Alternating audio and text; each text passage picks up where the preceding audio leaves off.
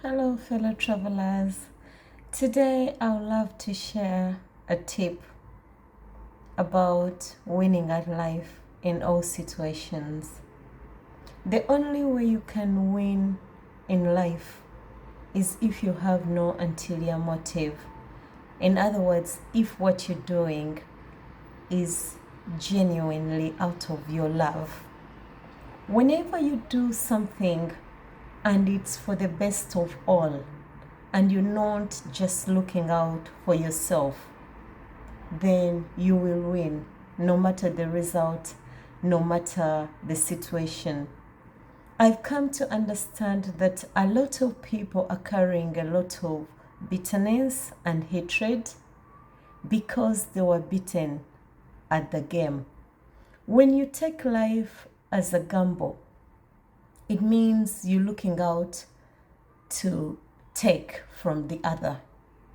So, knowing that every hand is a loser and every hand is a winner, you will be always looking out to play the other person. And when you lose, you can't help but feel that the other has cheated you, or that feeling of entitlement.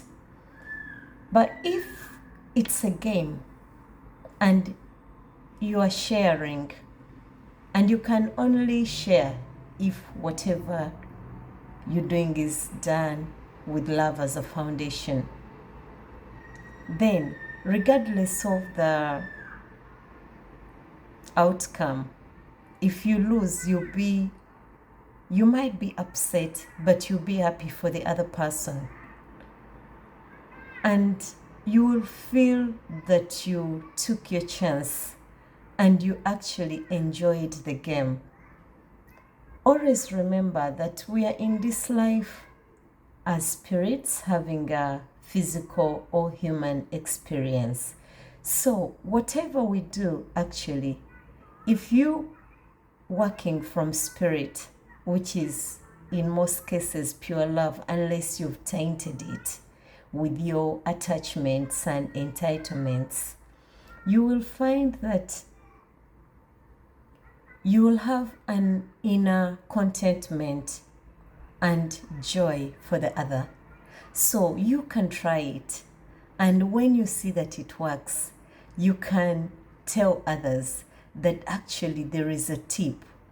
When you know that it's for the good of all and you're inclusive, not exclusive, just looking out for yourself and only those you term as yours, my family, my this, my race, my sex, my that, then you'll find that life is actually very interesting.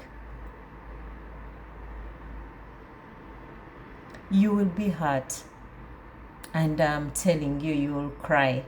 That's why we have a constant counselor, friend, and the most genuine of all friends we have, which is our tears. They can come when you're joyful, they can come when you're sad, and everyone actually has tears. It is sad that men have been told that you don't need to cry, big boys don't cry. And in a way, it has hardened their hearts.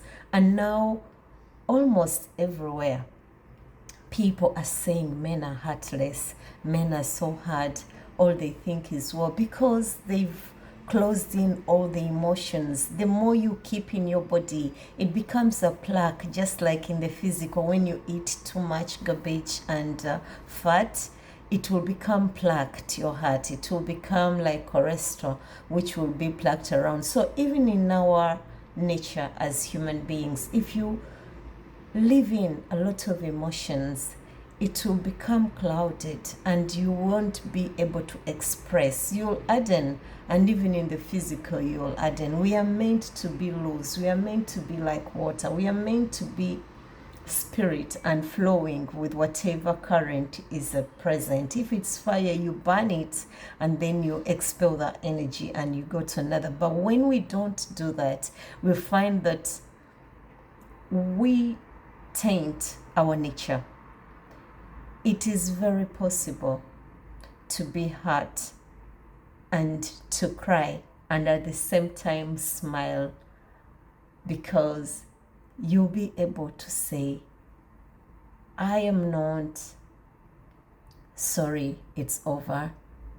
I am so glad it happened, because every journey, every event, everything you walk through, you will enter it as another self, and by the time you finish that journey, you'll be another person. We are here to evolve, and whatever battle you win, that's a lesson learned, and it takes you to another level.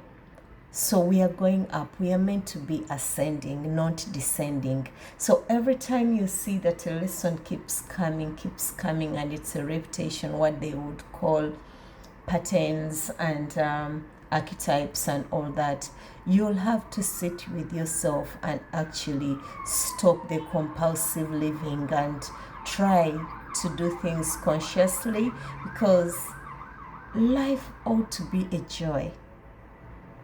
It's kind of amuses me sometimes why people who were once lovers, who were once friends, people, we were once children, we didn't know how to hate, how we came to carry such dark emotions, how the love for attachment to the world has turned us into dubious people who are always plotting, and it becomes so interesting. But when you look at people who are still in that lower level of dealing with life or gambling about life, it actually becomes amusing, as everything we do has a result, and in every lesson, in every philosophy, it has been said that you will reap as you sow. So intention is very important. When you work on your intention, even if it's at work, if somebody says, oh, you failed, you didn't do this, you'll be happy because you'll have done your best. I didn't understand some of the ways I took my life, but as long as I had offered my best, even if it was in class growing up, when anyone went against my result or was trying to tell me off, inwardly I would not feel anything. I would have a sort of contentment until I've come to realize that it is what is called being okay, because you did your best. And once you've offered your best in life, nothing can beat that. And experience is the best teacher. Before you can go through something and look at yourself and you see the kind of person you are, you will never actually know the type of person you are. So, my dear fellow travelers, go out there, do everything as long as it's not bringing harm to yourself or others. Let's live this life, but whatever you do, live it with love, like absolute genuine love. It don't matter what it is, and no matter the result, you will be hurt, but you'll never have a single ounce of hatred, of bitterness, because you'll have transcended it. Much love as usual.